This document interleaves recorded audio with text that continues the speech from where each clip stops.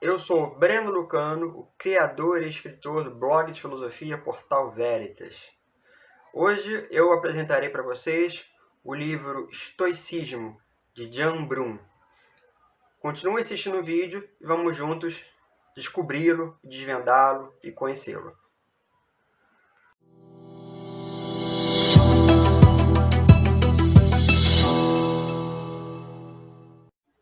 Hoje apresentarei para vocês um livro sobre o estoicismo que é um pouco mais difícil de ser encontrado.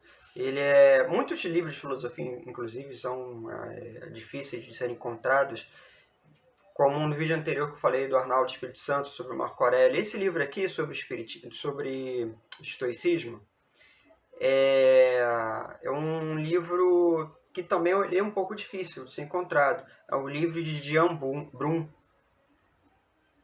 Ele consta como sendo da Biblioteca Básica de Filosofia, edições 70.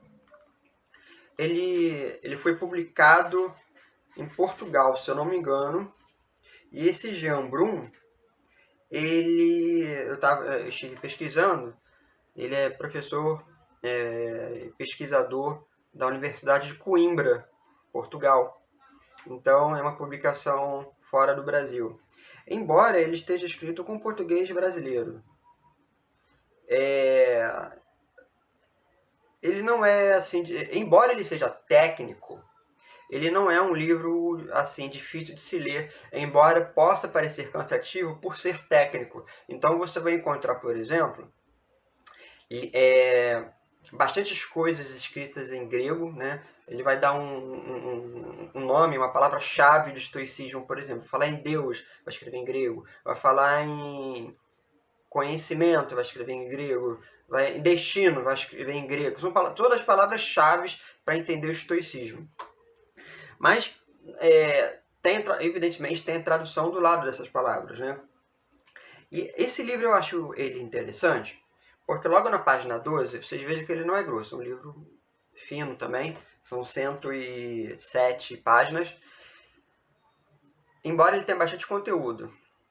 Logo na página 12, ele vai fazer um apanhado da história, um gráfico, um diagrama da história da filosofia. Não sei se vai dar para vocês verem. Tá vendo? E nesse diagrama, ele vai alocar historicamente a posição do estoicismo dentro da história da filosofia. Então, falando desde os pré-socráticos, passando depois no período seguinte para os sofistas, o grande problema Sócrates, os grandes socráticos, pequenos socráticos, o crescimento da filosofia helenística, né? A nova academia, céticos, estoicos, epicuristas. Então ele é legal nesse sentido de você colocar cada movimento filosófico dentro de um contexto histórico, para que o entendimento seja mais fácil nesse sentido, porque ele fica mais didático. Esse livro, ele fala inicialmente, ele vai fazer um apanhado geral sobre os principais autores, Zenão, Cleantes, Crisipo.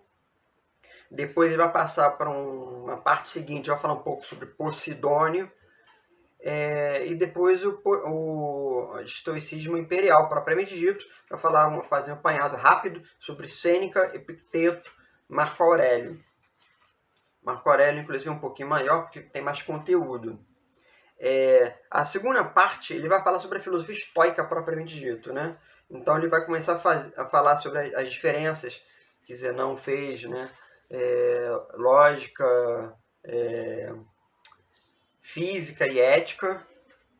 E depois de cada uma dessas partes que Zenão faz, ele começa a destrinchar o que é lógica para os estoicos, o que é física, o que eles entendiam como física, o mundo físico, e o que é ética, como é que eles vão entender a questão da ética. Então ele vai trabalhar sobre vários assuntos, né? O mundo, a questão, deixa eu ver, Deus e deuses, a existência de Deus, tudo exemplificado, tirando, assim, tem bastante referência bibliográfica esse livro. Então ele cita uma passagem, mas logo em seguida ele diz de onde que foi tirado essa passagem.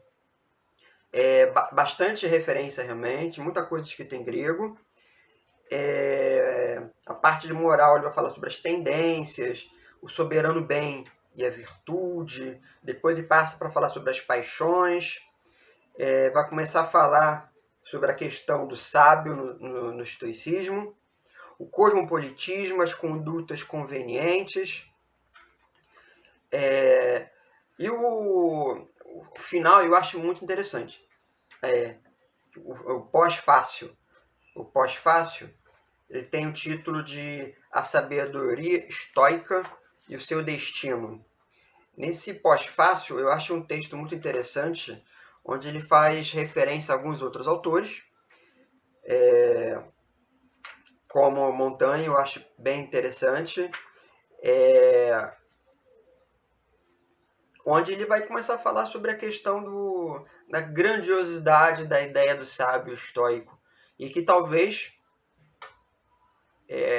pelo menos na narrativa que é traçada nesse livro, nesse texto, a narrativa do sábio estoico entre em confronto com uma narrativa de um homem que seja distante historicamente dessas propostas que Zenão e Crisipo trouxeram. Talvez o homem não seja tão forte, tão grandioso, tão belo como Zenão traçou, e talvez ele seja mais suscetível também à questão da dúvida, do desamparo e da pequenez. Então, esse texto é muito interessante porque ele faz esse confronto.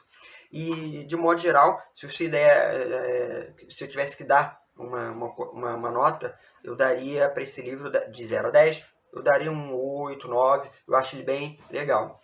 Não deixe de tentar encontrar, embora isso seja um pouco mais difícil, mas tente encontrar, porque eu acho que vale muito a pena. Não deixe de acessar o nosso curso, que nós recomendamos, o link está aqui embaixo. Siga nossa página no Portal Veritas, no Facebook e nosso blog. Nos encontramos por aí. Até a próxima.